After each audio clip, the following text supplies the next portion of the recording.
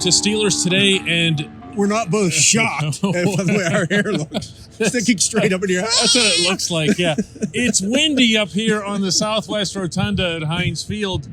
And as you can see over our heads, only the leaf blowers remain. Those are the guys that spray like the loose dirt particles. Fixing the freshly resodded Heinz Field turf. They got a lot of work today. Yeah, it definitely got a lot of work. It was an active, physical, busy, back and forth game. It was a Steelers-Ravens game. Yes. Yeah, absolutely. It was Steelers-Ravens, and at one point when it was 20-13 for Pittsburgh late, I'm thinking to myself, it has to come within 3 points. There's so few exceptions to that, just mathematically, not an opinion. Yeah. Oh no, that's just the way these games go. At one point every game was decided that way. That's changed a little bit of late. The Steelers have now beaten them at least 3 in a row because they swept them last year. It was a different feeling after this game. I asked Cam Hayward after the game about the defensive line. And the guys coming out of here, they signed Montrevious Adams this week. He showed up on Tuesday for work. That's what Chris Wormley was just saying downstairs. And comes out and starts and plays a good, solid football game. Oh, he made an impact in the literal sense a couple of times. As did Wormley. Yeah. I mean, they were active. And after what happened last week against the Bengals, the week before that against I almost called them San Diego, the Chargers, this was needed. This was maybe quells the, hey, you guys aren't physical enough kind of stuff. All that have to see Tomlin's answer when I asked him to compare the physicality of his team in this game to last week in Cincinnati. Watch this. You see more, Mike, of what you had hoped to see last week in Cincinnati, meaning the physical play, everything. I mean, anybody got a tough question? Now that's how you do it. Yeah. That's how you give that answer. He had a great answer, too, when somebody asked him if T.J. Watt's going to play like this after not practicing all week, does that mean he'll no longer have to practice? The answer was a hard no, and then he said, and there won't be music. So the mood down there, as you can tell from our reactions to it, the mood down there was as upbeat as you would want it to be. This is not a team that's quit. Dale, I think you and I can agree from being out there in Cincinnati that the single most disconcerting thing about what we saw was, I don't know if it was quit, but it sure wasn't max effort. They were upset about the way the team responded to the challenge that Tomlin threw out there. This is a big game. I'm treating this like I'm going to treat this one like we treated the first Browns game, and they went out there and dominated the Browns defensively in Cleveland.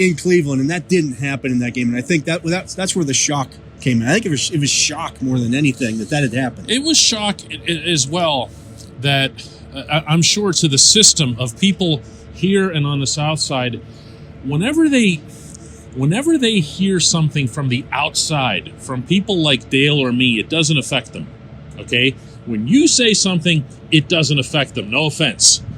When they hear it from Rocky freaking Blyer, and when they hear it from other alumni, Ryan Clark, and guys of that nature, and they're talking about a Steelers culture, or Steelers way, it made it through. And here's what Mike Tomlin had to say right near the end of something else he was talking about, as if he'd almost forgotten to say it, and he threw this in at the end. Hopefully, we made those Steeler alumni proud with our efforts tonight. It means something. Maybe not as much to the younger guys on the roster, but I guarantee you it did to the Cam Haywards and so forth. And this is the kind of game day that builds that character, that builds that tradition, that builds that, sustains it. It sustains it. It sustains it. This was a gut check win. It's Pittsburgh versus Baltimore. Right. And you could have come out here and pardon the reference here, but you could have wet your pants the way you did in Cincinnati. This could have been 1998. This could have been 2008. This was 2021. This was Steelers versus Ravens. Both teams ascended to the level of the rivalry that they're usually at. Yeah. And that in and of itself, even if Andrews had hung on to that 2-point, we're going to get to that in the next segment. Even if Andrews had hung on to that ball and Baltimore wins, the Steelers had reasserted themselves. They came out and played a hard-fought football game against a bitter division rival they have the capability to play that way. You saw the second half. They didn't have the ball much in offense in the first half. I think it was like 6 minutes. Baltimore played keep away. That's what they do. In the second half, the Steelers reversed it on them. They kept running the football. They kept establishing it, and you saw it pay off late in the game. Against all common sense at times. It paid off late in the game. All of a sudden now, those 2 and 3 yard runs turned into 8 yard runs, 9 yard runs. Even Benny Snell was running through the defense. It was impressive. I mean, you keep pounding away until it works, and all of a sudden you look at the end of it, and all of a sudden Najee Harris has 71 rushing yards. He had over 50 yards in the second half. Yeah, and he had those 71 rushing yards on only 71 carries. When we come back, we're going to talk about the 2-point conversion and how this ended.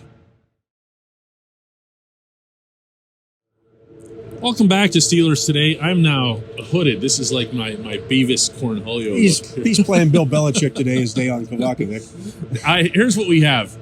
The Ravens had a chance to tie the game with the world's best kicker. There's no question in anyone's mind that Justin Tucker would have put it through. It would have gone to overtime.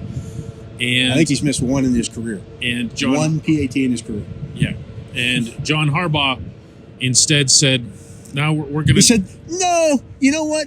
Jim won a game this week, so he's looking pretty smart. I'm going to be the dumber Harbaugh brother today." Oh, but the thing is, Dale, the analytics do say the analytics be damned. You know what? I don't damn the analytics. You've got the best kicker in football. You've got a team that has taken games to overtime all season long. And won. The lone exception being in week 1 against the Raiders. Yes. That kicker beat Detroit on with a 66-yarder. So essentially, every time you get across midfield, you're in field goal range. Yeah. You've got a quarterback who's the most elusive guy with the ball in his hands in the NFL. And if you win the toss, the game is 75% could be over. It's weighted in your favor. Yes. Yeah. And it doesn't make any sense. I just think that when your team does what the Ravens did, and they battled as well in this game, and then Lamar gets the ball with 56 seconds left, and even though he got to 3rd and 10, he still ends up converting, and then they go boom, boom, boom right down the field, and it's like, what's going on here? And then I don't know. Then there came all kinds of confusion. Yeah. Because the Ravens looked like they were going to go for it, and then listen to Cam Hayward describe this scene. I was a little surprised because I ran off the field to begin with. We called a timeout, bought me an extra couple of seconds. Yeah, Cam didn't know that the Ravens were going to go for 2, and he had jogged off the field. He said he ran, but he wasn't. Did you see Tucker? Yeah. Tucker came onto the field and did that thing, where they pick up the grass off the ground. He does that stuff for show. No, but they're all doing it. He was doing it just to look like, Tucker's getting ready to kick, and no one was going to fall for this. Tomlin calls timeout, make sure he has the right personnel out there. That's so he could get Cam back on the field. And because Cam had come off, which would have been very bad. Yes. And then comes the actual play. This is the part that I have the problem with.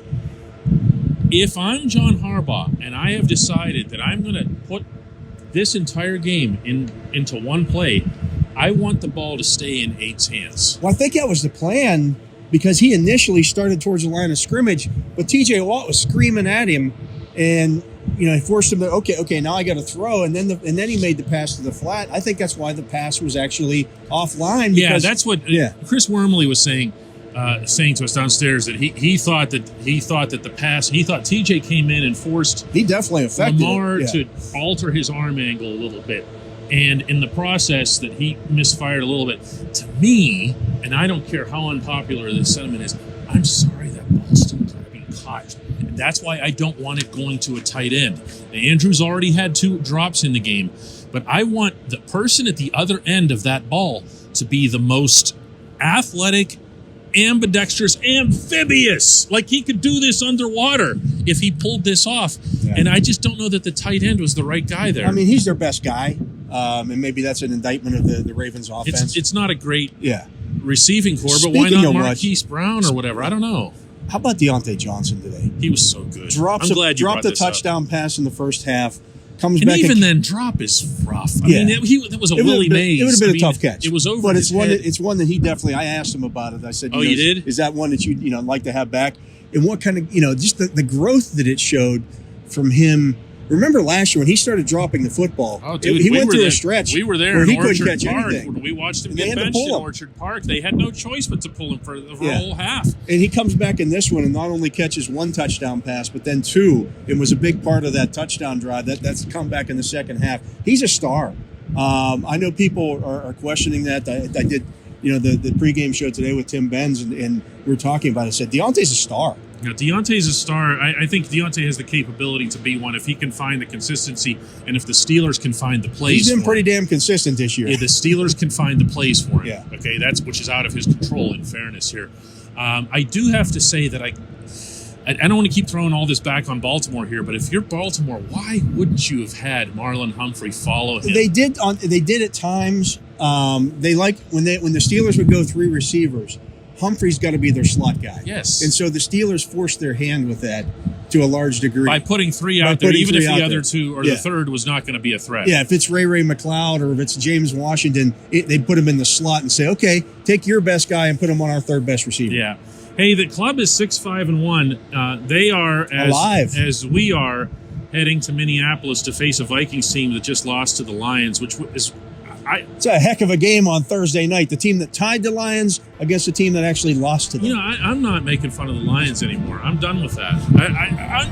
They played that every game. They play hard. Looked like that. They play hard. Anyway, we'll talk to you from Minneapolis.